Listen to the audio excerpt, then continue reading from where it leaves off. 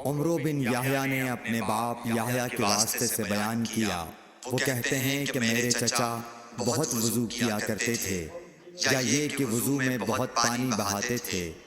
ایک دن انہوں نے عبداللہ بن زید رضی اللہ تعالیٰ عنہ سے کہا کہ مجھے بتلائیے رسول اللہ صلی اللہ علیہ وسلم کس طرح وضو کیا کرتے تھے۔ انہوں نے پانی کا ایک کشت منگوایا، اس کو پہلے اپنے ہاتھوں پر جھکایا، پھر دونوں ہاتھ 3 بار دھوئے، پھر اپنا ہاتھ کشت میں ڈال کر پانی لیا اور ایک چلو سے کلی کی اور 3 مرتبہ ناک صاف کی، پھر اپنے ہاتھوں سے ایک چلو پانی لیا اور 3 بار اپنا چہرہ دھویا، پھر کوہنیوں تک اپنے دونوں ہاتھ 2 بار دھوئے، پھر ہاتھ میں پانی لے کر اپنے سر کا مسح کیا، تو پہلے اپنے ہاتھ پیچھے لے گئے، پھر آگے کی طرف لائے، پھر اپنے دونوں پاؤں دھوئے، اور فرمایا کہ میں نے رسول کریم صلی اللہ علیہ وسلم کو اسی طرح وضو کرتے دیکھا ہے۔ صحیح بخاری حدیث نمبر 199۔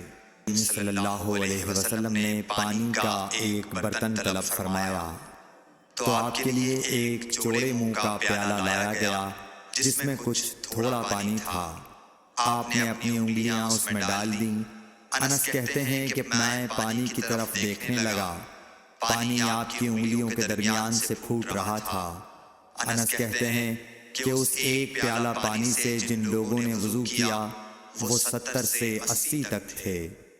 صحیح بخاری حدیث نمبر 200۔ صلی اللہ علیہ وسلم جب دھوتے یا جب نہاتے تو 1 سا سے لے کر 5 مد تک پانی استعمال فرماتے تھے، اور جب وضو فرماتے تو 1 مد پانی سے۔ صحیح بخاری حدیث نمبر 201۔ عاد بن ابی وقاص رضی اللہ تعالی عنہ رسول کریم صلی اللہ علیہ وسلم سے نقل کرتے ہیں کہ رسول کریم صلی اللہ علیہ وسلم نے موزوں پر مسح کیا۔ عبداللہ بن عمر نے اپنے والد ماجد عمر رضی اللہ تعالی عنہ سے اس کے بارے میں پوچھا تو انہوں نے کہا سچ ہے، اور یاد رکھو جب تم سے سعد رسول اللہ صلی اللہ علیہ وسلم کی کوئی حدیث بیان فرمائے تو اس کے متعلق ان کے سوا کسی دوسرے آدمی سے مت پوچھو۔ صحیح بخاری حدیث نمبر 202۔ ایک دفعہ آپ صلی اللہ علیہ وسلم رفع حاجت کے لیے باہر گئے تو مغیرہ پانی کا ایک برتن لے کر آپ کے پیچھے گئے۔ جب آپ قضائے حاجت سے فارغ ہو گئے تو مغیرہ نے آپ کو وضو کراتے ہوئے آپ کے اعضائے مبارکہ پر پانی ڈالا۔ آپ نے وضو کیا اور موزوں پر مسح فرمایا۔ صحیح بخاری حدیث نمبر 203۔ عمرو بن امیہ زمری کو ان کے باپ نے خبر دی کہ انہوں نے رسول کریم صلی اللہ علیہ وسلم کو موزوں پر مسح کرتے ہوئے دیکھا۔ صحیح بخاری حدیث نمبر 204۔ عمرو اپنے باپ سے روایت کرتے ہیں کہ میں نے رسول اللہ صلی اللہ علیہ وسلم کو اپنے عمامے اور موزوں پر مسح کرتے دیکھا۔ صحیح بخاری حدیث نمبر 205 ہے کہ میں ایک سفر میں رسول کریم صلی اللہ علیہ وسلم کے ساتھ تھا تو میں نے چاہا کہ وضو کرتے وقت آپ کے موزے اتار ڈالوں۔ آپ نے فرمایا کہ انہیں رہنے دو، چونکہ جب میں نے انہیں پہنا تھا تو میرے پاؤں پاک تھے، یعنی میں وضو سے تھا، بس آپ نے ان پر مسح کیا۔ صحیح بخاری حدیث نمبر 206۔